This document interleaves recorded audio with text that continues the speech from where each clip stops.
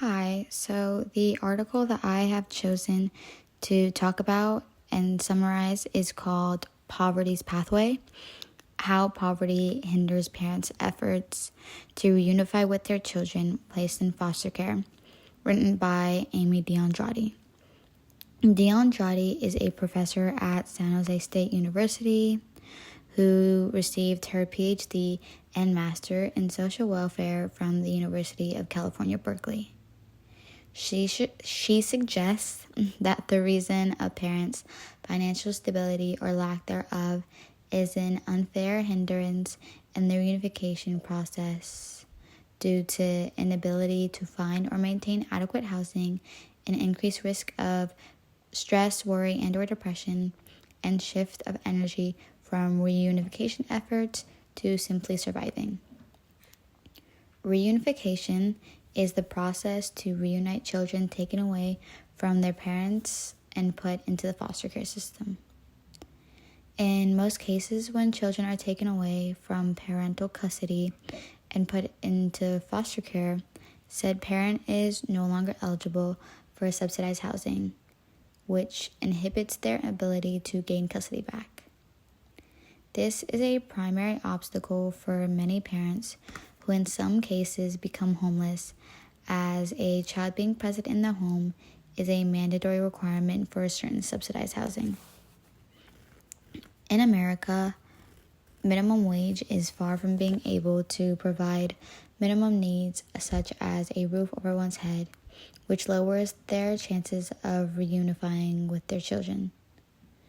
Low-income parents also have less resources, and due to, in some cases, a halt in government assistance, due to their new circumstance of their child not being with them, mixed with a part of the reunification process, sometimes involving payments for child support and or therapy costs, it can really debilitate and put even more weight on an already burned out parent. Even with a percentage of the cost being covered, as much as $5 can be too much for some parents who are barely getting by. The worry and stress of money, like being able to keep their job with less availability or just being able to pay bills due to less work hours, can greatly change a parent's focus as they are trying to just survive. Another important resource is access to a car, specifically to mandated service times, which can be very far away from where the parent is located, and public transportation is not always a great option. In some cases, just getting to the visitation location can take a day going from train to train and or bus to bus. And failure to show up on time or show up at all is counted as uncooperative, which lowers their reunification chances.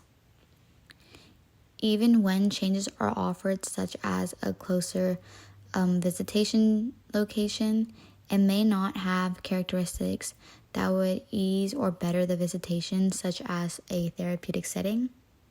These seemingly minor differences can make all the difference in the reunification of families of those who have a higher economic status compared to those of lower economic status. Parents shouldn't have to focus on whether they're going to eat or whether they're going to be able to make payments for their child's expenses that were mandated despite their parents' ability to pay. Families deserve equal opportunities to have their child placed back in their care, no matter their economic status. The reunification process exacerbates most of the problems parents and guardians are dealing with in the beginning, with an increase of a burden. It is necessary for agencies to be more aware and accommodating with a suppliance of extra services, such as money for food and housing abilities for parents who do not have their child currently living with them. and just an increase of support to help families, no matter their financial status, resolve their issues and successfully complete the reunification process, since the amount of money one makes shouldn't determine whether or not they're able to get their child back into their custody.